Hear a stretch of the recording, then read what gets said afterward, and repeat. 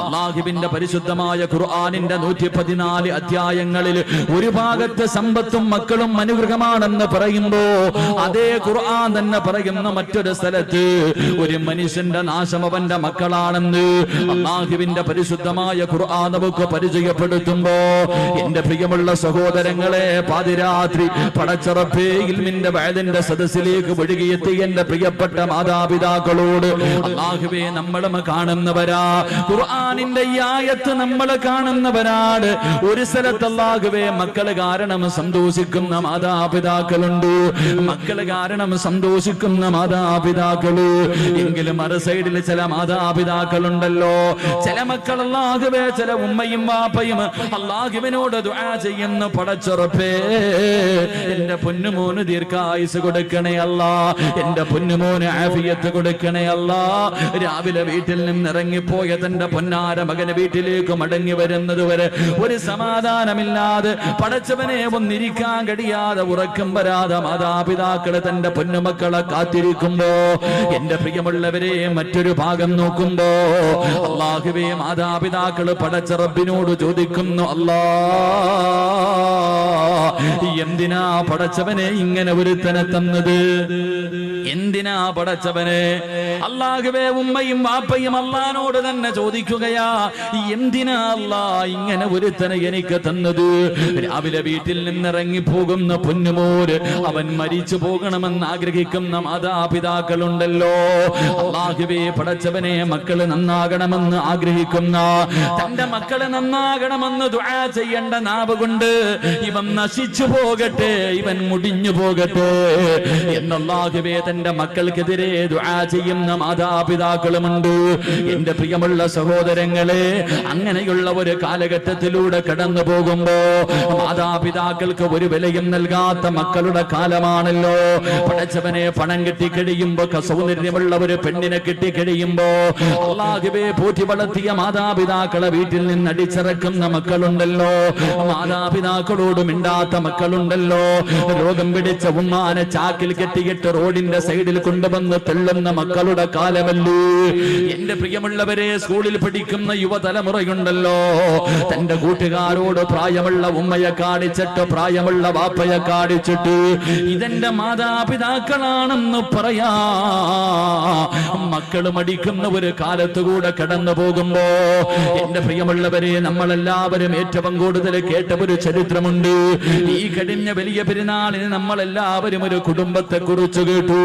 അല്ലാഹുവേ ഏത് കുടുംബത്തെ കുറിച്ചെന്നറിയുമോ? പരിശുദ്ധമായ മക്കയിലേക്ക് കോടാനുകോടി ലക്ഷക്കണക്കിന് ജനങ്ങള് അല്ലാഹുവിന്റെ ഭവനത്തിലേക്ക് പോയിട്ട് തിരിച്ചു വരുമ്പോ ഒരു കുടുംബത്തെ ഓർക്കാതെ ഒരു മനുഷ്യനും തിരിച്ചു വരാൻ കഴിയില്ല. അല്ലാഹുവിന്റെ മക്കയിലേക്ക് പരിശുദ്ധ കഅബയിലേക്ക് ചെന്നിട്ട് ഒരു വാപ്പയെയും ഉമ്മയെയും മകനെയും കുറിച്ച് ചിന്തിക്കാതെ അവര് തന്നെയാണല്ലോ, അവരുടെ സ്മരണ തന്നെയാണല്ലോ ഇബ്രാഹിം നബിയെയും ഹാജറ ബീവിയെയും ഇസ്മായിൽ നബിയെയും ഈ ഭാര്യ ഭർത്താവിനെയും മകനെയും ഓർക്കാതെ ഒരു മനുഷ്യനും മക്കയിൽ നിന്ന് മടങ്ങി വരാൻ കഴിയില്ലല്ലോ. എന്റെ പ്രിയമുള്ളവരെ, അല്ലാഹുവിന്റെ ഖുർആൻ പറഞ്ഞ മക്കളാരെന്നറിയുമോ? അല്ലാഹുവിന്റെ പരിശുദ്ധമായ ഖുർആൻ ഒരു മകനെ കുറിച്ച് പറഞ്ഞു തരികയാ. പാതിരാത്രി ഒരുമിച്ച് കൂടി എന്റെ പ്രിയമുള്ള ഉപ്പമാരോട് ഉമ്മമാരോട് എന്റെ പ്രിയപ്പെട്ട മാതാപിതാക്കളോട് ചെറുപ്പക്കാരോട്, മക്കളെ ഖുർആൻ പറഞ്ഞ മകനേതെന്നറിയുമോ? എന്റെ പ്രിയമുള്ളവരെ, അല്ലാഹുവിന്റെ ഖുർആൻ പറയുന്നു, ഇന്നല്ലാഹ ഇസ്തഫാ ലി ആദമ വനൂഹ വആല ഇബ്രാഹീം. അല്ലാഹുവിന്റെ പരിശുദ്ധമായ ഖുർആൻ പറയുന്നു, ആദം നബി അലൈഹിസ്സലാമിനെ അല്ലാഹു തിരഞ്ഞെടുത്തു, നൂഹ് നബി അലൈഹിസ്സലാമിനെയും അല്ലാഹു തിരഞ്ഞെടുത്തു. എന്നിട്ട് അല്ലാഹു പറഞ്ഞു വആല ഇബ്രാഹീം. ഇബ്രാഹിം നബിയെ തെരഞ്ഞെടുത്തു എന്നല്ല പറഞ്ഞത്, ഇബ്രാഹിം നബിയുടെ കുടുംബത്തെ തെരഞ്ഞെടുത്തു എന്ന് പരിശുദ്ധമായ ഖുർആൻ പറയുകയാ. ഏത് കുടുംബമെന്നറിയുമോ? എന്റെ പ്രിയമുള്ളവരെ, ആരാണ് ഇബ്രാഹിം നബി എന്നറിയുമോ? ഇബ്രാഹിം നബിയുടെ ചരിത്രം ഈ മുസ്ലിമീങ്ങൾക്ക് മറക്കാൻ കഴിയില്ലല്ലോ. എന്റെ പ്രിയമുള്ളവരെ, മഹാനായ ഖലീലുള്ളാഹി ഇബ്രാഹിം നബി അലൈഹിസ്സലാം തന്റെ പ്രിയപ്പെട്ട ഭാര്യയായ സാറാ ബീവി റളിയല്ലാഹു തആല അൻഹാ രണ്ടുപേരും വിവാഹം കഴിഞ്ഞു. ഒരുപാട് നാളുകളായി മക്കളില്ല. രണ്ടുപേർക്കും പ്രായമായിരിക്കുകയാണ്. ആ സമയത്ത് ഇബ്രാഹിം നബി അല്ലാഹുവിനോട് ദുആ ചെയ്യുകയാ, മക്കളെ കിട്ടാൻ ദുആ ചെയ്യുകയാണ്. എന്നിട്ടും മക്കളെ കിട്ടാതെ വന്നപ്പോ തന്റെ പ്രിയപ്പെട്ട ഭാര്യയായ സാറാ ബീവി റളിയല്ലാഹു തആല അൻഹാ തന്റെ ഭർത്താവായ ഇബ്രാഹിം നബിയോട് അവിടുന്ന് പറയുന്നു, നബിയേ, ഇനി ഞാൻ പ്രസവിക്കുമെന്ന് തോന്നുന്നില്ല നബിയേ, എനിക്കൊരുപാട് പ്രായമായല്ലോ, അതുകൊണ്ട് നിങ്ങൾ മറ്റൊരു വിവാഹം കഴിക്കണം നബിയേ. ഒരു ഭാര്യ ഭർത്താവിനോട് മറ്റൊരു വിവാഹം കഴിക്കാൻ പറയുകയാ. ഇബ്രാഹിം നബിയോട് പറഞ്ഞു, നിങ്ങൾ മറ്റൊരു വിവാഹം കഴിക്കണം. ആ വിവാഹത്തിലൂടെ ഒരു കുഞ്ഞുണ്ടായാ അത് എന്റെ കുഞ്ഞ് തന്നെയല്ലേ നബിയേ, എനിക്കവനെ സ്നേഹിക്കാൻ കഴിയുമല്ലോ. ഇബ്രാഹിം നബി തന്റെ പ്രിയപ്പെട്ട ഭാര്യയോട് പറഞ്ഞു, സാറാ, എങ്കിൽ നീ തന്നെ ഒരു പെണ്ണിനെ കാണിച്ചതാ. ആരെയാണ് ഞാൻ വിവാഹം കഴിക്കേണ്ടത്? നീ തന്നെ കാണിച്ചതാ സാറാ. സാറാ ബീവി റളിയല്ലാഹു തആല അൻഹ ഒരു പെണ്ണിനെ കാണിച്ചു കൊടുക്കുകയാ. ആരെയാ കാണിച്ചു കൊടുത്തത്? മഹദി ഹാജറാ. ഹാജറാ ബീവി റളിയല്ലാഹു തആല അൻഹയെ കാണിച്ചു കൊടുക്കുകയാണ്. എന്റെ പ്രിയമുള്ളവരെ, ചരിത്രമറിയാ, ഇബ്രാഹിം നബി ഹാജറാ ബിയെ വിവാഹം കഴിച്ചു. അവിടുന്ന് ഒരു കുഞ്ഞു ജനിക്കുകയാണ്, ഒരു പൊന്നുമോന് ജനിക്കുകയാണ്. ഇസ്മായിൽ എന്ന് പേരിടുകയാ. അല്ലാഹുവേ, തന്റെ പ്രിയപ്പെട്ട ഭാര്യ പ്രസവിച്ച് തന്റെ ചോരക്കുഞ്ഞിനെയും കെട്ടിപ്പിടിച്ചു കൊണ്ടിരിക്കുമ്പോ അതാ വരുന്നു ഇബ്രാഹിം നബി. വന്നിട്ട് പറയുന്നു, ഹാജറാ, യാത്രയ്ക്ക് പോകാൻ തയ്യാറെടുത്തോ. പ്രസവിച്ച് കിടക്കുന്ന ഭാര്യയോട് പറയുകയാണ്, ചോര കുഞ്ഞിനെയും എടുത്തിട്ട് യാത്രയ്ക്ക് തയ്യാറെടുത്തോ. ഹാജറ ചോദിച്ചു, എവിടേക്കാണ് പോകുന്നതെന്ന് ചോദിച്ചില്ല. ഭർത്താവ് ഒരുങ്ങാൻ പറഞ്ഞു, ഞാൻ പ്രസവിച്ച് കിടക്കുകയാണെന്ന് പറഞ്ഞില്ല. ഒരുങ്ങാൻ പറഞ്ഞു. ആ സാലിഹത്തായ പെണ്ണനുസരിക്കുകയാണ്. ഭർത്താവ് ഒരുങ്ങാൻ പറഞ്ഞു, ആ പെണ്ണൊരുങ്ങുകയാണ്. തന്റെ ചോര കുഞ്ഞിനെ എടുത്തു. അല്ലാഹുവേ, ഇബ്രാഹിം നബി അലൈഹിസ്സലാം കടന്നു പോവുകയാണ്. അവസാനം യാത്ര ചെയ്ത് മക്കയിലെത്തിയിട്ട് പടച്ചവനെ, സഫാ മർവ എന്ന് പറയുന്ന രണ്ട് മലകളുണ്ടല്ലോ. അല്ലാഹുവേ, ജനവാസമില്ലാത്ത ഒരു പറവ് പോലും പറക്കുന്ന പോകാത്ത ഒരു പറവ് പോലും ഇല്ലാത്ത ഒരു മനുഷ്യനില്ലാത്ത രണ്ട് മലകൾക്ക് നടുവിൽ തന്റെ പ്രിയപ്പെട്ട ഭാര്യയെയും ചോരക്കുഞ്ഞിനെയും അതാ ഇബ്രാഹിം നബി ഇറക്കി വിട്ടിട്ട് കുടിക്കാനുള്ള വെള്ളവും കഴിക്കാനുള്ള കാരക്കയും കയ്യിലേക്ക് വെച്ചു കൊടുത്തിട്ട് ഇബ്രാഹിം നബി അലൈഹിസ്സലാം തിരിച്ചു നടക്കുകയാ. സാറാ ബീവി ഇങ്ങനെ അതാ ഹാജറാ ബീവി അത്ഭുതത്തോടെ നോക്കുകയാണ്. തന്റെ പ്രിയപ്പെട്ട ഭർത്താവ് ചോദിക്കുന്നതിനൊന്നും മറുപടി പറയാതെ മിണ്ടാതെ നടന്നു പോവുകയാ. ഹാജറാ ബീവി ചോദിച്ചു, നബിയേ, അല്ലാഹുവിന്റെ കൽപ്പനയാണോ അതോ സ്വന്തം തീരുമാനമാണോ? ആ സമയത്തിന്റെ പ്രിയമുള്ളവരെ, ഹാജറാ ബീവി റളിയല്ലാഹു തആല അൻഹയോട് അവിടുന്ന് പറഞ്ഞ മറുപടി എന്തെന്നറിയുമോ? അവിടുന്ന് പറയുന്നു, ഹാജറാ, ഇത് എന്നെ പടച്ച റബ്ബിന്റെ തീരുമാനമാ ഹാജറാ. തന്റെ തോരക്കുഞ്ഞിനെ നെഞ്ചിലേക്ക് ചേർത്ത് പിടിച്ചിട്ട് ചിരിക്കുന്ന മുഖത്തോടെ ഹാജറ പറഞ്ഞു, ഹസ്ബുനല്ലാഹ്, ഹസ്ബുനല്ലാഹ്, എങ്കിലും നിങ്ങൾ സന്തോഷത്തോടെ പൊക്കോ. എന്നെയും എന്റെ കുഞ്ഞിനെയും നോക്കാൻ അല്ലാഹുവിനറിയാ. എന്നെയും എന്റെ കുഞ്ഞിനെയും നോക്കാൻ അല്ലാഹുവിനറിയാ. എന്റെ പ്രിയമുള്ളവരെ, ഇബ്രാഹിം നബി നടന്നു പോവുകയാ. കൊല്ലങ്ങൾ കഴിഞ്ഞു. ഇസ്മായിൽ നബി അലൈഹിസ്സലാം വളരുകയാണ്. ഇസ്മായിൽ നബി അലൈഹിസ്സലാം വളരുകയാണ്. വാപ്പ ഇടയ്ക്കിടയ്ക്ക് വരാറുണ്ട്. അങ്ങനെ വളർന്ന് ചരിത്രം പറയുന്നു. അവസാനം ഇബ്രാഹിം നബി അലൈഹിസ്സലാം മടങ്ങി വരികയാ. തന്റെ പ്രിയപ്പെട്ട ഭാര്യയുടെ മുന്നില്, മകന്റെ മുന്നിലേക്ക് അതാ വർഷങ്ങൾ കഴിഞ്ഞു മടങ്ങി വന്നു. ഇബ്രാഹിം നബി അലൈഹിസ്സലാം അതാ തന്റെ മകന്റെ കൂടെ കൂടിയിട്ട് വല്ലാത്ത സന്തോഷമാ. വാപ്പയും മകനും ഇങ്ങനെ സന്തോഷത്തോടെ കഴിയുന്നത് കണ്ടപ്പോ ഇബ്രാഹിം നബി അലൈഹിസ്സലാം അലൈഹിസ്സലാം ഇസ്മായിൽ നബിക്ക് 10 വയസ്സിന്റെ താഴെയാണ് പ്രായം. ചരിത്രം പറയുകയാ. എന്റെ പ്രിയമുള്ളവരെ, ഒരു ദിവസം രാവിലെയുണ്ടല്ലോ, ഇബ്രാഹിം നബി തന്റെ പൊന്നുമോന്റെ കയ്യിൽ പിടിച്ചിട്ട് ചോദിക്കുന്നു, മോനെ ഇസ്മായിലേ, അല്ലാഹു പറഞ്ഞിരിക്കുകയാ നിന്നെ അറുത്തു കൊടുക്കാൻ. ഇന്നലെ വാപ്പ ഒരു സ്വപ്നം കണ്ട പൊന്നുമോനെ, അല്ലാഹു നിന്നെ അറുത്തു കൊടുക്കാൻ അല്ലാഹു പറഞ്ഞിരിക്കുകയാ. നിന്റെ അഭിപ്രായം എന്താണെന്ന് വാപ്പ തന്റെ പൊന്നുമകനോട് ചോദിക്കുമ്പോ ആ മകൻ വാപ്പയുടെ കയ്യിൽ പിടിച്ചിട്ട് ചിരിക്കുന്ന മുഖത്തോട് അവിടെന്ന് പറഞ്ഞ മറുപടി അല്ലാഹുവിന്റെ ഖുർആൻ പറയുകയാണ്, ഇഫ്അൽ മാ തുമർ സതജിദുനി ഇൻഷാ അല്ലാഹ്. വാപ്പയോട് തന്റെ പൊന്നാര 10 വയസ്സിന്റെ താഴെ മാത്രം പ്രായമുള്ള പൊന്നുമൂര് അവിടുന്ന് ചിരിച്ചുകൊണ്ട് പറയുന്നു, വാപ്പാ അല്ലാഹുവിന്റെ കൽപ്പന അനുസരിക്കണേ വാപ്പാ, അല്ലാഹു പറയുന്നത് അനുസരിക്കുക വാപ്പാ, വിധിയുണ്ടെങ്കിൽ നാളെ സ്വർഗത്തിൽ വെച്ച് കാണാ. തന്റെ വാപ്പയെ വല്ലാതെ അത്ഭുതപ്പെടുത്തുകയാണ്. എന്റെ പ്രിയമുള്ള പെങ്ങളെ, തിന്ന വാപ്പയുടെ കയ്യിൽ പിടിച്ചിട്ട് തന്റെ പൊന്നുമോനെ അറുക്കുന്നതിന് വേണ്ടി വാപ്പ തയ്യാറെടുക്കുമ്പോ, തന്റെ പൊന്നുമോനെ അറുക്കുന്നതിന് വേണ്ടി വാപ്പ തയ്യാറെടുക്കുമ്പോ ആ പൊന്നുമോൻ ഉപ്പയുടെ കയ്യിൽ പിടിച്ചിട്ട് പറഞ്ഞു, ഉപ്പാ എനിക്ക് 4 വസിയ്യത്തുണ്ട് വാപ്പാ. ആ 10 വയസ്സിന്റെ താഴെ മാത്രം പ്രായമുള്ള പൊന്നുമോനോട് വാപ്പ ചോദിച്ചു, എന്തേ മോനെ, എന്തേ നിനക്ക് അവസാനമായി വസിയ്യത്ത് ചെയ്യാനുള്ളത്? അവിടുന്ന് പൊന്നുമോൻ ഉപ്പാരോട് പറയുന്ന, ഉപ്പാ എന്നെ മലർത്തി കിടത്തിയിട്ട് കഴുത്തില് കത്തിവെച്ചറുക്കല്ലേ, എന്നെ കമഴ്ത്തി കിടത്തിയിട്ട് എന്റെ പിരടിയിലെ കത്തിവെച്ചറുക്കാൻ പാടുള്ളൂ. അത്ഭുതത്തോടെ ഇബ്രാഹിം നബി ചോദിച്ചു, മോനെ കാരണമെന്തേ? അവിടുന്ന് പറഞ്ഞു കൊടുത്തു, വാപ്പാ നിങ്ങളെ എനിക്ക് വല്ലാത്ത ഇഷ്ടമാ, എന്നെ നിങ്ങൾക്ക് വല്ലാത്ത ഇഷ്ടമാണ്.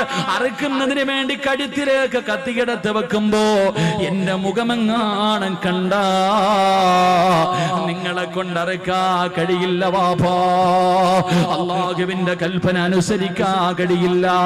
അതുകൊണ്ട് എന്നെ കമഴ്ത്തി കിടത്തിയിട്ട് പിരടിയില് കത്തിവെച്ചറുക്കാൻ പാടുള്ളൂ. രണ്ടാമതായി പറഞ്ഞു കൊടുക്കുന്നു, വാപ്പാ എന്റെ കയ്യും കാലും കെട്ടിയിടണേ വാപ്പാ, എന്റെ കയ്യും കാലും കെട്ടിയിടണം. എന്തിനാ മോനെ, എന്തിനാ മോനെ? വാപ്പാ നിങ്ങൾ എന്റെ കഴുത്തില് കത്തിവെച്ചറക്കുമ്പോ എനിക്ക് വല്ലാതെ വേദനിക്കുമല്ലോ. എന്റെ കൈകാലുകളിട്ടടിച്ചാ ഉപ്പയുടെ കൈവിറയ്ക്കും ഉപ്പാ, നിങ്ങളെ കൊണ്ടറുക്കാൻ കഴിയില്ല. മൂന്നാമതായിട്ട് പറയുന്ന, ഉപ്പാ ഞാൻ ധരിച്ചിരിക്കുന്ന എന്റെ വസ്ത്രം എന്റെ ഉമ്മാനെ കാണിക്കല്ലേ, എന്റെ ഉമ്മാനെ സഹിക്കൂല, എന്റെ ഉമ്മാടെ മനസ്സ് വേദനിക്കും. നാലാമതായിട്ട് ഇസ്മായിൽ എന്ന ചെറിയ പയ്യന് വാപ്പയോട് പറഞ്ഞു കൊടുക്കുകയാണ്, വാപ്പാ എന്നെ അറുത്തിട്ട് നിങ്ങൾ തിരിച്ചു പോകുമ്പോ എന്റെ ഉമ്മയോട് എന്റെ സലാം പറയടേ, എന്റെ ഉമ്മാനെ നാളെ സ്വർഗത്തിൽ വെച്ച് കാടാമെന്ന് ഞാൻ പറഞ്ഞു എന്ന് പറയണേ എന്ന് അറുക്കാൻ കൊണ്ടുപോകുന്ന വാപ്പയോടൊരു പൊന്നുമോ പറഞ്ഞു കൊടുത്ത ചരിത്രം കേൾക്കുമ്പോ ഏതൊരു വാപ്പയുടെയും മനസ്സിന്റെ ഉള്ളില്, ഏതൊരു ഉമ്മയുടെയും മനസ്സിന്റെ ഉള്ളില് അറിയാതെ ദുആ ചെയ്യുന്നു, അല്ലാ ഇതുപോലെ ഒരു മകന്, ഇതുപോലെ ഒരു കുഞ്ഞിന് എനിക്ക് നീ തരണേ അല്ലാ. അറിയാതെ റബ്ബിനോട് ദുആ ചെയ്യുമല്ലോ. അതുകൊണ്ട് എന്റെ പ്രിയമുള്ളവരെ, റസൂലുള്ളാഹി പറയുകയാ, എപ്പോഴും ദുആ ചെയ്യുന്നവരാണല്ലോ. അല്ലാഹുവിന്റെ റസൂല് പറയുകയാണ്, സാലിഹായ മക്കളെ നമുക്ക് വേണം, നന്മയുള്ള മക്കളെ നമുക്ക് വേണം, നമ്മളെ സ്നേഹിക്കുന്ന മക്കളെ നമുക്ക് വേണം, നമുക്ക് ദുനിയാവിലും ആഖിറത്തിലും ഉപകരിക്കുന്ന മക്കളെ നമുക്ക് വേണം. നമ്മുടെ മയ്യത്ത് കുളിപ്പിക്കാൻ അറിയുന്ന, മയ്യത്ത് നമസ്കരിക്കാൻ അറിയുന്ന, ഖബറിന്റെ ചാരത്ത് വന്ന് ദുആ ചെയ്യുന്ന അല്ലാഹുവിന്റെ പ്രവാചകൻ അവിടെന്ന് പറഞ്ഞു കൊടുത്തു, സഹാബാ ഒരു മനുഷ്യന് മരണപ്പെട്ട 3 കാര്യങ്ങള് പ്രയോജനം ചെയ്യൂ എന്ന് അഷ്റഫുൽ ഖൽഖ് നബി മുഹമ്മദ് മുസ്തഫ സല്ലല്ലാഹു അലൈഹി വസല്ലം അല്ലാഹുവിന്റെ റസൂൽ പറഞ്ഞു, ഒരു മനുഷ്യൻ മരണപ്പെട്ടാൽ മൂന്ന് കാര്യങ്ങളെ പ്രയോജനം ചെയ്യൂ. ഒന്ന്, ആ മനുഷ്യൻ ചെയ്ത സൽക്കർമ്മം. രണ്ട്, ആ മനുഷ്യൻ കൊടുത്ത സദഖയുണ്ടല്ലോ. മൂന്ന്, മക്കളുടെ പ്രാധാന്യം മനസ്സിലാക്കാൻ, മക്കളുടെ വില മനസ്സിലാക്കണമെങ്കിൽ അല്ലാഹുവിന്റെ റസൂൽ പറഞ്ഞ ഈ ഒരേ ഒരു ഹദീസ് മതി. മൂന്ന്, അല്ലാഹുവിന്റെ റസൂൽ പറഞ്ഞു, മരിച്ച ആറടി മണ്ണിനകത്ത് കൊണ്ടുവച്ച ഒരു മനുഷ്യന് പിന്നെ പ്രയോജനം ചെയ്യുന്ന മൂന്നാമത്തെ കാര്യം ഏതെന്നറിയുമോ? സ്വാലിഹായ ദുആ ചെയ്യുന്ന മക്കളാണെന്ന് നബി മുഹമ്മദ് മുസ്തഫ. നബി മുഹമ്മദ് മുസ്തഫ, നബി മുഹമ്മദ് മുസ്തഫ എന്തേ പറഞ്ഞത്? മരിച്ചുപോയ ഒരു മനുഷ്യന് പ്രയോജനം ചെയ്യുന്ന മൂന്നാമത്തെ കാര്യം സാലിഹായ മക്കൾ എന്നല്ല പറഞ്ഞേ, സാലിഹായ മക്കൾ എന്നല്ല പറഞ്ഞേ. സാലിഹായ മക്കളുണ്ട്, നിസ്കരിക്കും, നോമ്പ് പിടിക്കും, വയലു പറയും, വയലു കേൾക്കും, സദക്ക കൊടുക്കും, എല്ലാ നല്ല കാര്യവും ചെയ്യും. ഉമ്മാനെയും വാപ്പാനെയും പള്ളിക്കുഴി കൊണ്ടുവച്ചാൽ പിന്നെ ആ പരിസരത്തോട്ട് പോകത്തില്ല. ഇങ്ങനെയുള്ള മക്കളെ കിട്ടിയിട്ട് വല്ല പ്രയോജനമുണ്ടോ? ഇങ്ങനെയുള്ള മക്കളെ കിട്ടിയിട്ട് പ്രയോജനമില്ല. വാപ്പയും ഉമ്മയും മരിച്ചു കഴിഞ്ഞാൽ പിന്നെ കഴിഞ്ഞു, കുഴിച്ചിട്ട് കഴിഞ്ഞാൽ അവരോടുള്ള ബന്ധം കഴിഞ്ഞു. അങ്ങനെയല്ല. റസൂലുള്ള പറഞ്ഞു, സ്വാലിഹായ ദുആ ചെയ്യുന്ന മക്കൾ, സാലിഹായ മരിച്ചുപോയവരുടെ ഖബറിന്റെ ചാരത്ത് ചെന്ന് പൊട്ടിക്കരഞ്ഞ് ദുആ ചെയ്യുന്ന മക്കൾ, അതാണ് മക്കളെന്ന് നബി മുഹമ്മദ് മുസ്തഫ. നബി മുഹമ്മദ് മുസ്തഫ. അള്ളാഹു അങ്ങനെയുള്ള മക്കളിൽ എന്നെയും നിങ്ങളെയും ഉൾപ്പെടുത്തി അനുഗ്രഹിക്കുമാറാകട്ടെ. അള്ളാഹു അങ്ങനെയുള്ള മക്കളെ നമുക്ക് നൽകി അനുഗ്രഹിക്കുമാറാകട്ടെ. ആദ്യം അങ്ങനെയുള്ള മക്കളാകണം ഞാനും നിങ്ങൾ. ഇപ്പം ചോദിക്കും, നിങ്ങളൊക്കെ വളർന്നു, നിങ്ങൾക്കും മക്കളായി, പക്ഷെ നിന്റെ ഉമ്മയ്ക്കും ബാപ്പയ്ക്കും നീ എത്ര വളർന്നാലും മക്കൾ തന്നെയല്ലേ? എത്ര വളർന്നാലും നിന്റെ മാതാപിതാക്കൾക്ക് നീ മക്കളാ. അപ്പൊ നീയും നന്നാകണം, നിന്റെ മക്കൾ നന്നാകണം. അള്ളാഹു നമ്മളെല്ലാവരെയും നന്നാക്കി തരുമാറാകട്ടെ. അള്ളാഹു നമ്മളൊക്കെ സാലിഹ്യങ്ങളിൽ പെടുത്തുമാറാകട്ടെ. സാലിഹായ മക്കളാകാൻ ആഗ്രഹമുള്ളവരെന്ന് കൈവക്കിക്കും. സാലിഹായ മക്കള് അൽഹംദുലില്ലാഹ്, പെണ്ണുങ്ങളൊന്നും പൊക്കൂല, വേറെ വല്ല കാര്യത്തിലായിരുന്നെങ്കിൽ ഇപ്പൊ ചാടി കയറി എഴുന്നേറ്റ് നിന്നേ. നീ സാലിഹായ നിനക്കുള്ള, നീ ചെയ്ത നിന്റെ മക്കൾ നിന്നോട് ചെയ്യും, നീ ചെയ്തില്ലേ നിന്റെ മക്കളും അത് തന്നെ കാണിക്കും. അള്ളാഹു നമ്മളൊക്കെ സാലിഹ്യങ്ങളിൽ പെടുത്തുമാറാകട്ടെ. സാലിഹായ മക്കളെ കിട്ടണമെങ്കിൽ വെറുതെ കിട്ടൂല. സാലിഹായ മക്കളെ കിട്ടണമെങ്കിൽ വെറുതെ കിട്ടൂല. സാലിഹായ മക്കളെ കിട്ടണമെങ്കിൽ ചില കാര്യങ്ങൾ ചെയ്യണമെന്ന് അള്ളാഹുവിന്റെ വിശുദ്ധ ഖുർആൻ. അള്ളാഹു പഠിക്കാൻ ഭാഗ്യം നൽകി അനുഗ്രഹിക്കുമാറാകട്ടെ. ചില കാര്യങ്ങൾ ഖുർആൻ പറയുന്നുണ്ട്. ആ പറയുന്ന കാര്യങ്ങൾ ചെയ്താലേ നമുക്ക് നല്ല മക്കളെ കിട്ടത്തുള്ളൂ. അള്ളാഹു അങ്ങനെയുള്ള മക്കളിൽ പെടുത്തുമാറാകട്ടെ. അള്ളാഹു പഠിക്കാനുള്ള ഭാഗ്യം നൽകി അനുഗ്രഹിക്കുമാറാകട്ടെ. എന്റെ പ്രിയമുള്ള സഹോദരങ്ങളെ, സാലിഹായ മക്കളെ കിട്ടണമെങ്കിൽ ഒന്ന്, എല്ലാവരും നേരെ ഇരിക്കും.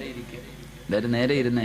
ചെളിയിലായിരിക്കുന്നത്, കാല് പൊതയണ്ട. എല്ലാവരും നേരെ ഇരിക്കും. ഇങ്ങനെ ചാരി ഇരിക്കുമ്പോൾ ഉറക്കം വരും. ഇങ്ങനെ ചാരി ഇരിക്കുമ്പോ ശൈത്താൻ അടുത്ത് വന്നിട്ട് അളിയാ ഉറങ്ങടാന്ന് ഇങ്ങനെ തടകുക. ഓനിങ്ങനെ തടകി ഉറക്കാൻ നടക്കുക. ഓനിപ്പോ ഏറും കൊണ്ടിട്ട് വെറുതെ നടക്കുക. ഈ 28 ലക്ഷം ഹാജിമാരെങ്ങാണ്ട് ഈ വർഷമുണ്ട്. എല്ലാരും കൂടെ എറിഞ്ഞെറിഞ്ഞവന്റെ ഊപ്പാട് വന്നിരിക്കുക. എല്ലാരും കൂടെ പോയി കിടന്നിട്ട് ജംറയിലും അള്ളാഹു 7 കല്ല് വെച്ച് 21 കല്ല് ഒരു ദിവസം. എന്തോ ഏറെന്ന് പറഞ്ഞ ഓരോ മനുഷ്യന്റെ ഏറ്. ചില പാകിസ്ഥാനികളൊക്കെ ചെരുപ്പാ എറിയുന്ന ഊരിയിട്ട് ശൈത്താനെ. അതാ മനസ്സിലാക്കേണ്ടത്. ശൈത്താൻ ചിലരുടെ ഏറ് കാണുമ്പോ ഏറ്റവും കൂടുതൽ ഈ സെൽഫിയുടെ കാലമാണല്ലോ. ജംറയിൽ ഇങ്ങനെ കല്ലെറിയ, ശൈത്താനെ കല്ലെറിയുന്ന സമയത്ത് ഒരുത്തൻ ഒരു സെൽഫി, ശൈത്താനോടൊപ്പം ഒരു സെൽഫി പത്രത്തിലൊക്കെ ഉണ്ടായിരിക്കും. കല്ലെറിയുമ്പോഴും സെൽഫി. ഓനെ നോക്കിയിട്ട് ശൈത്താൻ ചിരിക്ക, എടാ നീ എന്നെ എറിയുന്നു, നീ നിന്നെ തന്നെ എറിയടാ എന്നാ ചിന്തിക്കണേ. അപ്പൊ അതുകൊണ്ട് ഇങ്ങനെയുള്ള സദസ്സിൽ വന്നിരുത്തിയിട്ട് നമ്മളെ ഉറക്കാൻ അവൻ പരിശ്രമിക്കും. ഉറങ്ങണ്ട, ഉറങ്ങാനൊരു ഭാഗ്യം വേണം. ഇല്ലേ ഉസ്താദ്, സ്വർഗത്തിരുന്ന് ഉറങ്ങാനൊരു യോഗം വേണ്ടേ? ശരി, അള്ളാഹു നമുക്ക് ഈമാൻ നൽകി അനുഗ്രഹിക്കുമാറാകട്ടെ. അതുകൊണ്ട് സാലിഹായ മക്കളെ കിട്ടണമെങ്കിൽ ഒന്ന്, ഖുർആൻ പറയാം. അള്ളാഹുവിന്റെ പരിശുദ്ധമായ ഖുർആൻ പറയുന്നു, സ്വാലിഹായ മക്കളെ കിട്ടണമെങ്കിൽ ഒന്ന്. എന്റെ പ്രിയമുള്ള സഹോദരങ്ങളെ, ഒരു മനുഷ്യൻ ഒരു കൃഷി ചെയ്യാൻ തീരുമാനിച്ചു. കൃഷി ചെയ്യാൻ ഒരാള് തീരുമാനിക്കുമ്പോ ഇന്ന സ്ഥലത്ത് കൃഷി ചെയ്താൽ വിളവ് കിട്ടുമെന്ന് ഉറപ്പുള്ള സ്ഥലത്തല്ലേ കൃഷി ചെയ്യാറുള്ളൂ? ഇല്ലേ മനുഷ്യന്മാരെ പറ. ഇവിടെ കൃഷി ഇറക്കിയാൽ വിളവ് കിട്ടുമെന്ന് ഉറപ്പുള്ള സ്ഥലത്തെ ഒരാൾ കൃഷി ചെയ്യത്തുള്ളൂ. ഒരു കട, ഒരു സ്ഥാപനം തുടങ്ങിയാൽ ഇവിടെ കച്ചവടം ഉണ്ടാകും, ലാഭം ഉണ്ടാകാൻ സാധ്യതയുണ്ടെങ്കിൽ മാത്രമേ ഒരാൾ അവിടെ കടയിടാൻ പോകത്തുള്ളൂ. കടയിട്ടാൽ കച്ചവടം നടക്കൂല എന്നുറപ്പുള്ള സ്ഥലത്ത് ആരെങ്കിലും കൃഷി ഇറക്കോ അല്ലെങ്കിൽ കടയിടോ? ചെയ്യൂല. എങ്കിൽ അല്ലാഹുവിന്റെ പരിശുദ്ധമായ ഖുർആൻ പറയുകയാണ്, സ്വാലിഹായ മക്കളെ കിട്ടണമെങ്കിൽ ഒന്നാമതായി ഖുർആൻ പറയുകയാ, വൽ ബലദു തയ്യിബു യഖ്റുജു നബാതുഹു ബിഇദ്നി റബ്ബി വല്ലദീ ഖബസു ലഹാ യഖ്റുജു ഇല്ലാ നക്ദാ. വിവാഹം കഴിക്കാത്ത എന്റെ പ്രിയപ്പെട്ട ചെറുപ്പക്കാരെ നല്ലതുപോലെ കേൾക്കണേ. അല്ലാഹുവിന്റെ ഖുർആൻ പറയുകയാണ്, പെണ്ണെന്ന് പറഞ്ഞാൽ ആരെന്നറിയുമോ? നിസാഉകും ഹർസുൽ ലക്കും ഫഅതു ഹർസകും. മോനെ, പെണ്ണെന്ന് പറഞ്ഞാൽ നിന്റെ കൃഷിയിടമാണ്. പെണ്ണെന്ന് പറഞ്ഞാൽ നിന്റെ കൃഷിയിടമാണ്. അതുകൊണ്ട് നീ നല്ല കൃഷിയിടത്തിൽ വിളവിറക്കിയാലേ നിനക്കും നല്ല വിളവ് കിട്ടൂ എന്ന് പരിശുദ്ധ ഖുർആൻ. അല്ലാഹു പറയുകയാണ്, നല്ല കൃഷിയിടത്തിൽ കൃഷി ഇറക്കിയാ നിനക്ക് നല്ല വിളവ് കിട്ടും. മോശമായ പറമ്പിൽ നീ കൃഷി ഇറക്കിയാ നീ ഉദ്ദേശിക്കുന്ന വിളവ് നിനക്ക് കിട്ടൂല എന്ന് ഖുർആൻ പറയുമ്പോ, എന്റെ പ്രിയമുള്ള മുസ്ലിമേ, സ്വാലിഹായ ദുനിയാവിലും ആഖിറത്തിലും ഉപകരിക്കുന്ന മക്കളെ നിനക്ക് കിട്ടണമെങ്കിൽ അല്ലാഹുവിന്റെ പരിശുദ്ധമായ ഖുർആൻ പറയുകയാ, മോനെ, റോഡിന്റെ ഓരത്ത് നിന്ന് പുഞ്ചിരിക്കുന്നവളെ കെട്ടല്ലേ, കണ്ടവളമാരെ കെട്ടല്ലേ. അള്ളാന്റെ ഖുർആൻ പറയുകയാണ്, നല്ല പെണ്ണിനെ വിവാഹം കഴിക്കണേ, നല്ല പെണ്ണിനെ വിവാഹം കഴിക്കണേ. നല്ല ഉമ്മയുടെ വയറ്റിലെ നല്ല മക്കള് ജനിക്കാറുള്ളൂ. നല്ല ഉമ്മയ്ക്ക് നല്ല മക്കള് പിറക്കാറുള്ളൂ. അള്ളാഹുവേ, നല്ല വാപ്പയ്ക്ക് നല്ല മക്കള് ജനിക്കൂ എന്ന് അള്ളാഹുവിന്റെ പരിശുദ്ധമായ ഖുർആൻ പരിചയപ്പെടുത്തുമ്പോ, എന്റെ പ്രിയമുള്ളവരെ, നല്ല ഉമ്മമാർക്ക് നല്ല മക്കള് ജനിക്കൂ. അള്ളാഹുവിന്റെ റസൂൽ അതുകൊണ്ടാ പറഞ്ഞത്, എന്റെ പ്രിയമുള്ളവരെ, നല്ല ഉമ്മയുടെ വയറ്റിൽ എത്രയോ നല്ല മക്കള് ജനിച്ചതിന്റെ ചരിത്രം നമുക്ക് കാണാൻ കഴിയും. എന്റെ പ്രിയമുള്ളവരെ, കേട്ടതാണെങ്കിലും ഒരു ചരിത്രം ഞാൻ പറഞ്ഞു തരാ. ഒരു നല്ല വാപ്പയ്ക്കും ഉമ്മയ്ക്കും ജനിച്ചവരെ പൊന്നുമോനെ കുറിച്ച് പറഞ്ഞു തരട്ടെ. മഹാനായ സാബിത്ത് ഇബ്നു ഇബ്രാഹിം എന്ന് പറയുന്ന ഒരു ചെറുപ്പക്കാരനുണ്ടല്ലോ. കാണാൻ എന്ത് സുന്ദരനെന്നറിയുമോ? വല്ലാതെ യുവത്വത്തിന്റെ നടുവിലൂടെ നടന്നു പോകുന്ന ഒരു ചെറുപ്പക്കാരനാ. പക്ഷേ പടച്ചവനെ വല്ലാത്ത പേടിയാ. അള്ളാഹുവിനെ പേടിച്ച് ജീവിക്കുന്നവനാണ്.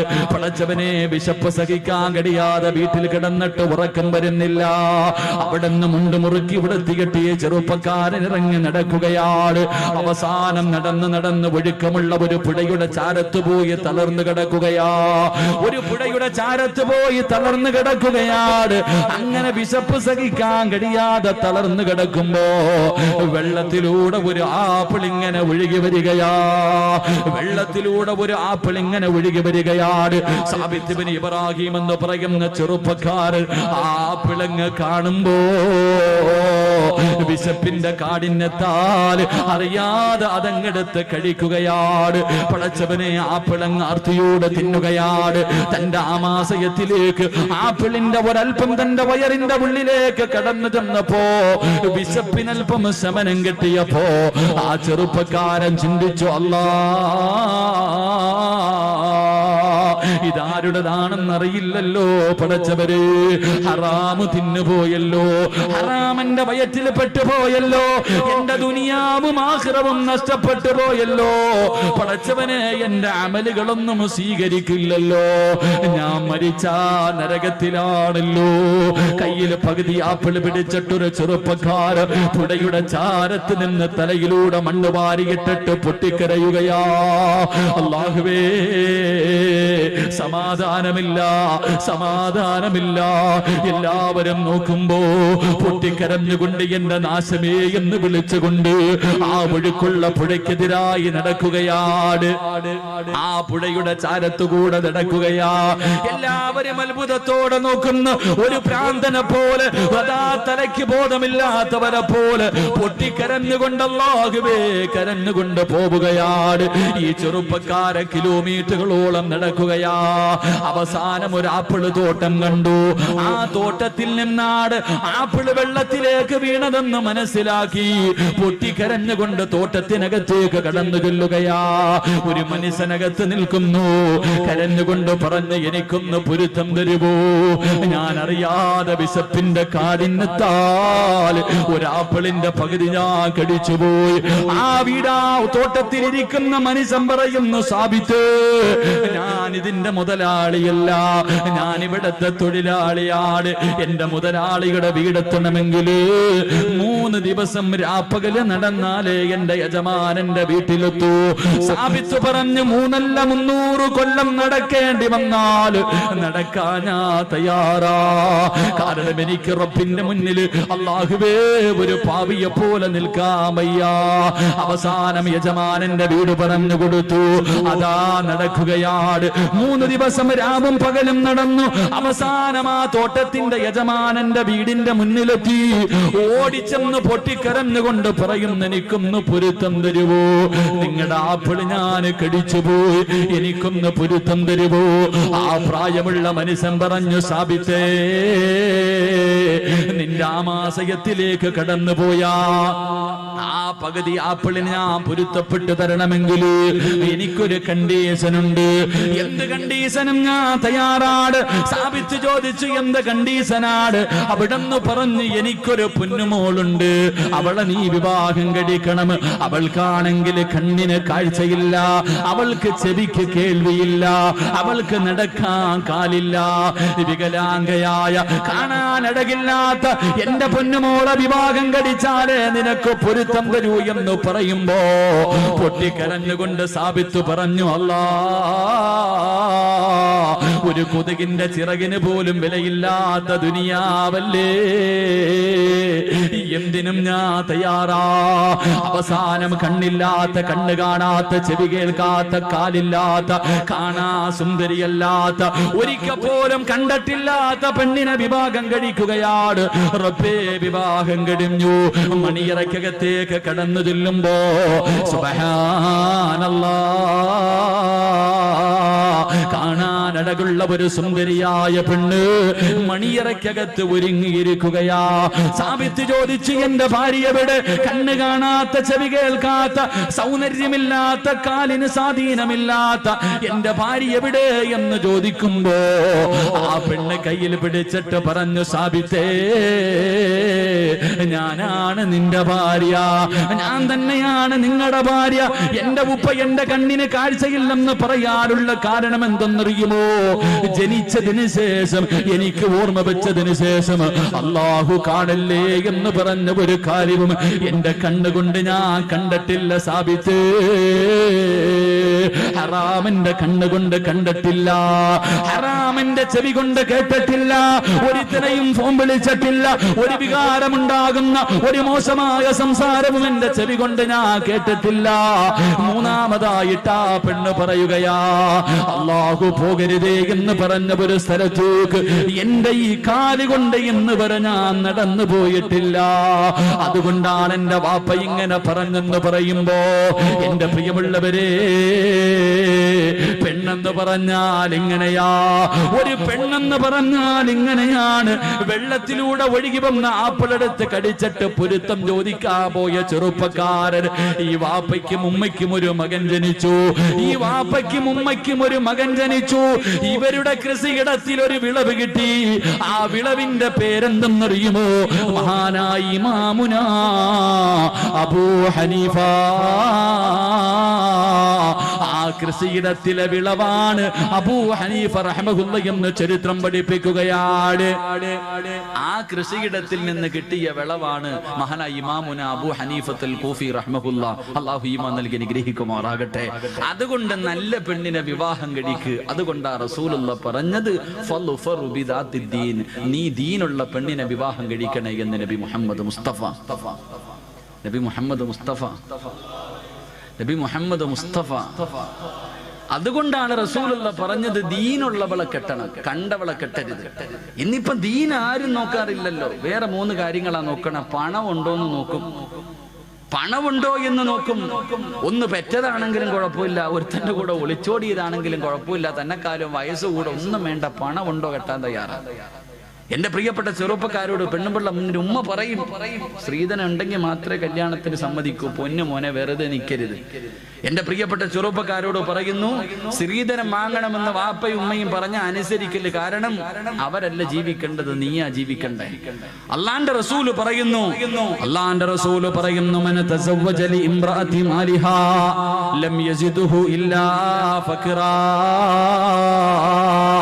പെണ്ണിന്റെ പണം കണ്ടിട്ട് പെണ്ണ് കെട്ടുന്നവനെ, പെണ്ണിന്റെ പണം കണ്ടിട്ട് പെണ്ണ് കെട്ടുന്നവനെ, നീ എത്ര കോടിയ കണക്കിന് സ്ത്രീധനം വാങ്ങിയാൽ നിന്നെ ദാരിദ്ര്യം പിടിപെടുമെന്ന് ആദരവായ പ്രവാചകൻ നബി മുഹമ്മദ് മുസ്തഫ. 1 കോടി രൂപയും ബെൻസ് കാറും വാങ്ങിയവനാണെങ്കിൽ നീ യതീംഖാനയിലായി പോകുമെന്ന് നബിഗിന റസൂലുള്ളാഹി. അപ്പൊ പണം നോക്കിയിട്ട് പെണ്ണ് കെട്ടിയാ നീ യതീംഖാനയിലാകും. ഇനി 2 ഗ്ലാമർ ഉണ്ടോ? അതാ കൂടെ കൊണ്ട് നടക്കുമ്പോ എല്ലാരും ചോദിക്കണം, പൊട്ടന് ലോട്ടറി അടിച്ചതുപോലെ എവിടുന്ന് കിട്ടിയടാ? കാണുന്നവനൊക്കെ ഇങ്ങനെ നോക്കണം. ഗ്ലാമറുള്ള പെണ്ണ്, സൗന്ദര്യമുള്ള പെണ്ണ്. റസൂലുള്ള പറഞ്ഞു, വേണ്ട മോനെ, ഗ്ലാമർ കൂടിയവളെ നീ കെട്ടല്ലേ, അവളുടെ സൗന്ദര്യം അവളെ നശിപ്പിച്ചു കളയുമെന്ന് നബിയിന റസൂലുള്ളാഹി. അതുകൊണ്ടാണ് ഭർത്താക്കന്മാരോട് പറയുന്നത്, നിന്റെ ഭാര്യയ്ക്ക് നിന്നെക്കാളും ഗ്ലാമർ ഉണ്ടെങ്കിലും സുന്ദരിയാണെന്ന് പറയാൻ പാടില്ല. നിന്നെക്കാളും ഗ്ലാമർ നിന്റെ ഭാര്യക്കുണ്ടെന്ന് പറയാൻ പാടില്ല. പറഞ്ഞു കഴിഞ്ഞാൽ പിന്നെ ഓള് താഴെയെങ്ങും നിൽക്കൂല. ഓള് വിചാരിക്കും ഇവനില്ലെങ്കിൽ ഇവന്റെ വാപ്പ, അങ്ങനെ എന്താ താഴെയെങ്ങും നിൽക്കൂല, പിന്നെ അങ്ങ് കൂടും, അർശിന്റെ മുകളിലെത്തും. പെണ്ണിന്റെ സൗന്ദര്യം നോക്കിയിട്ട് കെട്ടാൻ പാടില്ല. 3 കുടുംബ മഹിമ നോക്കും. അവനവനെ കൊണ്ട് പറ്റുന്നിടത്ത് പോയി കയറിയാ പോരെ. പുളിങ്കൊമ്പിലേ പിടിക്കത്തുള്ളൂ, അത്തപ്പാടിയ അന്നന്നത്തെ ചെലവിന് എല്ലാം കഴിയില്ലാത്തവനെ വേറി കോടീശ്വരന്റെ മോളെ കെട്ടും. അള്ളാന്റെ റസൂല് പറഞ്ഞു, നീ കുടുംബ മഹിമ നോക്കിയിട്ട് പെണ്ണ് കെട്ടല്ലേ, നീ ആ കുടുംബത്തിൽ നാറിപ്പോകുമെന്ന് നബിയിന റസൂലുള്ളാഹി. അവരുടെ മുന്നിൽ നീ നാണം കെട്ടുപോകും, അവനവനെ കൊണ്ട് പറ്റുന്നത്. അതുകൊണ്ടാ പറഞ്ഞത്, നീ നോക്കണ്ട ഒന്നാമത്തെ കാര്യം, അവക്ക് അള്ളാനെ പേടിയുണ്ടോ? നിസ്കരിക്കാൻ അറിയോ? അവൾക്ക് റസൂലുള്ളാഹിനെ കുറിച്ച് അറിയോ? ഖുർആൻ ഓതാൻ അറിയുമോ? ദീനുള്ള പെണ്ണിനെ വിവാഹം കഴിക്ക്. ആ കൃഷിയിടത്തിൽ നല്ല മക്കൾ ജനിക്കുമെന്ന് നബി മുഹമ്മദ് മുസ്തഫ. അള്ളാഹു നമുക്കൊക്കെ നല്ല ഭാര്യമാരെ നൽകി അനുഗ്രഹിക്കുമാറാകട്ടെ. തന്നതിന് അള്ളാഹു നന്നാക്കി തരുമാറാകട്ടെ. ഒരു വാപ്പയും വിവാഹം കഴിക്കാത്ത മകനും കൂടെ ഈ മജ്‌ലിസിന്റെ സദസ്സിലുണ്ട്. ദുആ ചെയ്യുമ്പോൾ ഉസ്താദ് പറയുന്നു, മനസ്സിലെ ആഗ്രഹം എന്താണോ കരുതാൻ പറഞ്ഞാൽ, വിവാഹം കഴിക്കാത്ത മകൻ ഒരു സൈഡിൽ ഇരുന്ന് ചിന്തിക്കും, പടച്ചോനെ ഒരു സാലിഹത്തായ പെണ്ണിനെ എനിക്ക് തരണേ തമ്പുരാനെ. വാപ്പ ഇപ്പുറത്തിരുന്ന് പറയും, തന്നതിനെ ഒന്ന് നന്നാക്കി തരണേ പടച്ചവനെ. 2 പേരും ആവശ്യക്കാരിതാ. ഭാര്യയും വിവാഹം കഴിച്ചവരും കഴിക്കാത്തവരും എല്ലാവരും ഒരു സാലിഹത്തായ പെണ്ണിനെയാ കരുതുന്നേ. അള്ളാഹു നല്ല ഭാര്യമാരെ നൽകി അനുഗ്രഹിക്കുമാറാകട്ടെ. ചില പെണ്ണുങ്ങൾ വീടിന്റെ നാശമാണ്, ചില ഭാര്യമാർ വീടിന്റെ ഐശ്വര്യം നഷ്ടപ്പെടുത്തുന്നവരാ. അള്ളാഹു നമ്മളെ കാക്കുമാറാകട്ടെ. 6 സ്വഭാവമുള്ള പെണ്ണുങ്ങൾ വീടിന്റെ ഐശ്വര്യം നഷ്ടപ്പെടുത്തുന്നവരാ. അള്ളാഹു നമ്മുടെ ഭാര്യമാരെയൊക്കെ കാക്കുമാറാകട്ടെ. 6 സ്വഭാവമുള്ള പെണ്ണുങ്ങൾ വീടിന്റെ ഐശ്വര്യം നഷ്ടപ്പെടുത്തി കളയുന്നവരാ. ഞാൻ പറഞ്ഞുതരാം, നിങ്ങളുടെ ഭാര്യമാർക്ക് ആ സ്വഭാവം ഉണ്ടെങ്കിൽ തിരുത്തി കൊടുക്കൂ. പറമനുഷ്യന്മാരെ പറഞ്ഞു തരട്ടെ, ഉള്ള സമാധാനം പോയി കിട്ടും. നീ അനുഭവിക്കുന്നതിന്റെ കാരണം ഇതാ. എന്റെ പ്രിയപ്പെട്ട പെങ്ങളോട് പറയുന്നു, ഈ പറയുന്ന 6 ദുശീലങ്ങളിൽ ഏതെങ്കിലും ഒരെണ്ണം നിനക്കുണ്ടെങ്കിൽ തിരുത്തിക്കോ, ഇല്ലെങ്കിൽ നിന്റെ ജീവിതം നല്ല നിലയിൽ മുന്നോട്ട് പോകത്തില്ല. അള്ളാഹു പഠിക്കാൻ ഭാഗ്യം നൽകി അനുഗ്രഹിക്കുമാറാകട്ടെ. തമ്മിലടിക്കാനല്ല, പഠിക്കാൻ വേണ്ടി ഞാൻ പറഞ്ഞു തരാം. ഇൻഷാ അല്ലാഹ് ജീവിതത്തിൽ ഭാര്യയ്ക്ക് ഉപദേശിച്ചു കൊടുക്കണം. അള്ളാഹു ഈമാൻ നൽകി അനുഗ്രഹിക്കുമാറാകട്ടെ. വീടിന്റെ ഐശ്വര്യം നഷ്ടപ്പെടുത്തി കളയുന്ന ഒന്നാമത്തെ ഭാര്യ, വീടിന്റെ ഐശ്വര്യം നഷ്ടപ്പെടുത്തി കളയുന്ന ഒന്നാമത്തെ ഭാര്യ, എന്റെ പ്രിയമുള്ള സഹോദരങ്ങളെ, എപ്പോഴും രോഗം നടിക്കുന്നവള. അള്ളാഹു നമ്മളെ കാക്കുമാറാകട്ടെ. ഭർത്താവ് വന്നിട്ട് പറയും, ഐഷ മോളെ, ഒരു സുലൈമാനി അള്ളാഹ് എനിക്ക് തലവേദനയേക്കാം. ഒരു രോഗമില്ലെങ്കിലും എപ്പോഴും അസുഖം നടിക്കുന്ന ചില ജന്തുക്കളുണ്ട്. ഒരസുഖമില്ലെങ്കിലും അസുഖം നടിക്കുന്ന പെണ്ണ്, വയ്യ വയ്യ വയ്യ, അവൾ എപ്പോഴെങ്കിലും ആരോഗ്യമുണ്ടോ എന്ന് പറയുന്ന ഇന്ന് വരെ കേട്ടിട്ടില്ല. എന്ത് ചെയ്യാൻ പറഞ്ഞാലും രോഗം നടിക്കുന്നവൾ, അവൾ വീടിന്റെ ഐശ്വര്യം നഷ്ടപ്പെടുത്തി കളയുന്നവരാ. അള്ളാഹു നമ്മുടെ ഭാര്യമാരെ കാക്കുമാറാകട്ടെ. അള്ളാഹു നമ്മുടെ ഭാര്യമാരെ കാക്കുമാറാകട്ടെ. ഭർത്താവ് ചെന്നിട്ട് ചോദിക്കും, കേട്ടോടി മൂദേവി ഇന്നങ്ങാര് പറഞ്ഞത്, ഈ പറഞ്ഞ എല്ലാ ഗുണവും നിനക്കൊണ്ട് മര്യാദയ്ക്ക് തിരുത്തിക്കോന്ന് പറഞ്ഞിട്ട് ഇന്ന് തന്നെ തുടങ്ങിയേക്കരുത്. ഞാൻ പഠിക്കാൻ വേണ്ടിയാ പറയണത്, കലഹം ഉണ്ടാക്കാനല്ല. 2 ഞാൻ മൊത്തം പറയണോ? പറയണോ? കേൾക്കാൻ ആഗ്രഹമുള്ള ആണുങ്ങളൊന്ന് കൈവക്കിക്കേ. ഇന്ന് തീരുമാനമായി. ഇന്ന് ബെഡ്റൂമിൽ കയറുമ്പോ പറയും, കേട്ടോ, ഉണ്ടെങ്കിൽ തിരുത്തിക്കോ, നിന്നെ ഉപദേശിക്കല്ല, നന്നാകാൻ വേണ്ടിയാ. 2, എന്റെ പ്രിയമുള്ള സഹോദരങ്ങളെ, രണ്ടാമത്തെ ഭാര്യ ചെയ്ത നന്മകൾ എടുത്തു പറയുന്നവളാ. അള്ളാഹു നമുക്ക് ഈമാൻ നൽകി അനുഗ്രഹിക്കുമാറാകട്ടെ. വിവാഹം കഴിഞ്ഞ് 20 കൊല്ലമായി. ഭാര്യയും ഭർത്താവ് ഇന്നും വഴക്കുണ്ടാകുമ്പോ പെണ്ണുപിള്ള പറയും, അതേ വന്നത് വെറുതെ അല്ല, 30 പവനും 50 സെന്റും കാറുമായിട്ടാ വന്നേ. നിങ്ങളുടെ പെങ്ങളെ കെട്ടിക്കാൻ നേരത്ത് എന്റെ കയ്യിൽ കിടന്നതാ ഞാൻ ഊരിത്തന്നത്. എന്റെ വാപ്പ മരിക്കുന്ന കാലം വരെ നോക്കിയത് ഞാനാ. ചെയ്ത നന്മകൾ എടുത്തെടുത്ത് പറയുന്നവൾ, അവൾ നല്ലവളല്ല, വീടിന്റെ നന്മ നഷ്ടപ്പെടുത്തുന്നവളാ. അള്ളാഹു നമ്മുടെ ഭാര്യമാരെ കാക്കുമാറാകട്ടെ. അത് ഭർത്താക്കന്മാരും അങ്ങനെ തന്നെ ആയിരിക്കും കേട്ടാ. ഭർത്താക്കന്മാരും എങ്ങനെ ഉണ്ടായി എങ്ങനെ ആയിരിക്കും. 3, എന്റെ പ്രിയമുള്ള സഹോദരങ്ങളെ, മൂന്നാമത്തെ പെണ്ണ് ഭാര്യയും ഭർത്താവും കൂടെ വീടിന്റെ വെളിയിലിരിക്കുക. രണ്ടുപേരും ഇങ്ങനെ തമാശകളൊക്കെ പറഞ്ഞുകൊണ്ടിരിക്കുമ്പോ അയൽവാസിയായ ആമിനായും ഭർത്താവും കൂടെ വെളിയിലിട്ട് ഇറങ്ങാ. ആ സമയത്ത് ഈ ജന്തു ഭർത്താവിനോട് പറയാ, ആണെന്ന് പറഞ്ഞ അങ്ങനെ ഇരിക്കണം, അങ്ങാരുടെ ബോഡി കണ്ടോ, ഇത് നിങ്ങളിങ്ങനെ നടക്കുക. ഭാര്യയും ഭർത്താവും വീടിന്റെ മുന്നിലിരിക്കുമ്പോ തന്റെ ഭർത്താവിനെ മുന്നിലിരുത്തിയിട്ട് മറ്റൊരുത്തനെ കുറിച്ച് അവൻ വലിയവനാവും, മറ്റവനാ മറിച്ചവനാ, അങ്ങനെ ആകണം എന്ന് മറ്റൊരു ആണിനെ ആഗ്രഹിക്കുന്നവൾ നല്ലവളല്ല. അള്ളാഹു നമ്മളെ കാക്കുമാറാകട്ടെ. അങ്ങനെ ചില പെണ്ണുങ്ങളുണ്ട്, അടുത്തുണ്ടോ സ്നേഹം എന്ന് പറഞ്ഞ അങ്ങനെ ആയിരിക്കണം, ഇപ്പോഴും അവര് ചക്കയും മാങ്ങയും പോലെ എവിടെ പോയാലും കൊണ്ടു നടക്കും. ഇങ്ങനെ ഇരുത്തിയിട്ട് പറയും. ചില നട്ടലില്ലാത്ത ജന്തുക്കൾ ഇരുന്ന് കേട്ട് ചിരിച്ചുകൊണ്ടിരിക്കും. ചില കൊന്തന്മാരങ്ങനെ ഭാര്യ എന്ത് പറഞ്ഞാലും കേട്ടോണ്ടിരിക്കും. ഒരെണ്ണം തരന്നിട്ട് വിട്ടു കൊടുക്കേണ്ട സമയം അപ്പോഴാ. മറ്റൊരുത്തനെ കുറിച്ച് മറ്റൊരു ആണിനെ പുകഴ്ത്തി പറയുന്നത് കേട്ടിട്ട് ഇങ്ങനെ ഇരിക്കാം. അടിക്കാൻ പാടില്ല, പക്ഷെ അടിക്കേണ്ട സമയമുണ്ട് മനുഷ്യന്മാരെ. ചില സമയങ്ങളിൽ കൊടുക്കണം. താതാന്ന് പറയുമ്പോ പിന്നെ എങ്ങനെ കൊടുക്കാതിരിക്കുക? ചില പെണ്ണുങ്ങൾ ചോദിച്ചുകൊണ്ട് നടക്കുക, ഒരെണ്ണം തായിക്കാന്ന് പറഞ്ഞു. എന്റെ പ്രിയമുള്ള സഹോദരങ്ങൾ, അതുകൊണ്ട് മൂന്നാമത്തെ പെണ്ണ് തന്റെ ഭർത്താവിനെ മുന്നിലിരിക്കുമ്പോ മറ്റൊരു ആണിനെ ആഗ്രഹിക്കുന്നവൾ. അള്ളാഹു നമ്മളെ കാക്കുമാറാകട്ടെ. നാലാമത്തത് അവക്ക് മക്കളെ നോക്കാൻ സമയമില്ല, ഭർത്താവിനെ നോക്കാൻ സമയമില്ല, വീട് നോക്കാൻ സമയമില്ല. 24 മണിക്കൂറും ഒടുക്കത്തെ ഒരുങ്ങുന്നവളാണെന്ന് നബി മുഹമ്മദ് മുസ്തഫ. അവക്ക് ആരെയും നോക്കാൻ സമയമില്ല. എഴുന്നള്ളത്തിന് നിൽക്കുന്ന ആനയെ പോലെ പട്ട ഇങ്ങനെ നിൽക്കണം. എല്ലാം കെട്ടിയിട്ട് എപ്പോഴും ഒരുങ്ങി സുന്ദരിയായിട്ട് നിൽക്കണം. അവക്ക് അവളെ കുറിച്ച് മാത്രമേ ചിന്തയുള്ളൂ. ഒരുങ്ങണ്ട എന്ന് ഞാൻ പറയുന്നില്ല. പെണ്ണൊരുങ്ങേണ്ടത് നാട്ടുകാരുടെ മുന്നിലല്ല, ഭർത്താവിന്റെ മുന്നില. വേണം, പക്ഷെ ആവശ്യത്തിന് വേണം. ഒരുപാടായിപ്പോയാ അത് പിന്നെ ദുരന്തങ്ങളിലേക്ക് എത്തിക്കും. അപ്പൊ 24 മണിക്കൂറും കണ്ണാടിയുടെ മുന്നിൽ നിന്ന് ഒരുങ്ങുന്നവൾ അവൾ നന്മയുള്ളവളല്ല. അള്ളാഹു നമ്മുടെ ഭാര്യമാരെ കാക്കുമാറാകട്ടെ. 5-ാമത്തെ പെണ്ണ് ഭർത്താവിന്റെ കയ്യിൽ പൈസയുണ്ടോ ഇല്ലേ അവൾക്കറിയണ്ട. ഭർത്താവിന്റെ കയ്യിൽ പണമുണ്ടോ ഇല്ല അതൊന്നും അറിയണ്ട. കാണുന്നത് മുഴുവനും വേണമെന്ന് പറഞ്ഞ് വാശി പിടിക്കുന്നവളാ. അള്ളാഹു കാക്കുമാറാകട്ടെ. അങ്ങനെ ചിലരുണ്ട്, ലുലു സെന്ററിൽ കൊണ്ടുപോയി ലോൺ എടുത്തിട്ടാ പോയെ. അവള് ചോദിച്ചത് മുഴുവനും വാങ്ങിക്കൊടുത്തു, ഇനി വണ്ടിക്കൂലിക്ക് മാത്രമേ കാശുള്ളൂ. വെളിയിലിറങ്ങുമ്പോൾ അപ്പുറത്ത് കടയിൽ കിടക്കണ ചുരിദാർ വേണമെന്ന് പറഞ്ഞ് വാശി പിടിക്കും. വാങ്ങിക്കൊടുത്തില്ലെങ്കിൽ പിന്നെ കൊച്ചി മുതൽ വീട് വരെ തല്ലായിരിക്കും. അങ്ങനെ ചില പെണ്ണുങ്ങൾ, അവള് നന്മ നഷ്ടപ്പെടുത്തുന്നവളാ. 6-ാമത്തെ പെണ്ണ്, എന്റെ പ്രിയമുള്ള സഹോദരങ്ങളെ, ഭർത്താവ് ശാരീരികമായി ബന്ധപ്പെടുന്നതിന് വിളിച്ചാൽ പറയും, ഞാൻ കുളിച്ചിട്ടില്ല, അവൻ അങ്ങനാണ്, രോഗമാണ്, അതാണ് ഇതാണെന്ന് പറഞ്ഞിട്ട് ഒഴിയുന്നവളാ. അള്ളാഹു നമ്മുടെ ഭാര്യമാർക്ക് ഈമാൻ നൽകി അനുഗ്രഹിക്കുമാറാകട്ടെ. ഈ പറഞ്ഞ 5 സ്വഭാവം നിനക്കുണ്ടെങ്കിൽ തിരുത്തിക്കോ, രക്ഷപ്പെട്ടു പോകും. തിരുത്താ മനസ്സിന്റെ ഇങ്ങനെ തന്നെ പൊക്കോ, അനുഭവിക്കും. അള്ളാഹു നമുക്ക് ഈമാൻ നൽകി അനുഗ്രഹിക്കുമാറാകട്ടെ. അതുകൊണ്ട് നന്മയുള്ള മക്കൾ, ഖുർആൻ പറഞ്ഞ മക്കൾ നമുക്ക് കിട്ടണമെങ്കിൽ എന്റെ പ്രിയമുള്ളവരെ, അള്ളാഹുവിന്റെ ഖുർആൻ പറഞ്ഞു, മോനെ, വിവാഹം കഴിക്കുന്ന സമയത്ത് നീ ഒന്നാമതായി നോക്കേണ്ടത്, അല്ലാഹുവേ ഫളുഫറു ബിദാതി ദീൻ, അവൾക്ക് ദീനുണ്ടോ എന്ന് നോക്കണേ. അങ്ങനെ നീ ഒരു പെണ്ണ് കണ്ട്, പടച്ചവനെ നിനക്ക് ഇഷ്ടപ്പെട്ടു, നിന്റെ വിവാഹം ഉറപ്പിച്ചോ. 2, നിനക്ക് സാലിഹായ മക്കളെ കിട്ടണമെങ്കിൽ അല്ലാഹുവിന്റെ ഖുർആൻ പറയുകയാണ്, പ്രവാചകൻ പറയുകയാ, ആദ്യ വിവാഹം നടന്നത് നമ്മുടെ ബാപ്പയുടെയും ഉമ്മയുടെയും വിവാഹം നടന്നത് സ്വർഗത്തിൽ. സ്വർഗത്തിൽ വെച്ച. ആദം നബിയുടെയും ഹവ്വാ ബീവിയുടെയും വിവാഹം നടന്നത് സ്വർഗത്തിൽ വെച്ച. വിവാഹം കഴിക്കുന്നത് സ്വർഗത്തിൽ പോയി ജീവിക്കാരാ. എല്ലാവരും വിവാഹം കഴിക്കുന്നത് എന്റെ പ്രിയമുള്ളവരെ പരിശുദ്ധമായ ഖുർആൻ പോലും നമുക്ക് പറഞ്ഞു തന്നില്ലേ? ഹും വഅസ്വാജുഹും ഫീ ളിലാലിൻ അലൽ അറായികി മുത്തഖിയൂൻ ലഹും ഫീഹാ ഫാകിഹതു വലഹും മാ യദ്ദഊൻ സലാമുൻ ഖൗലൻ മിർ റബ്ബിർ റഹീം.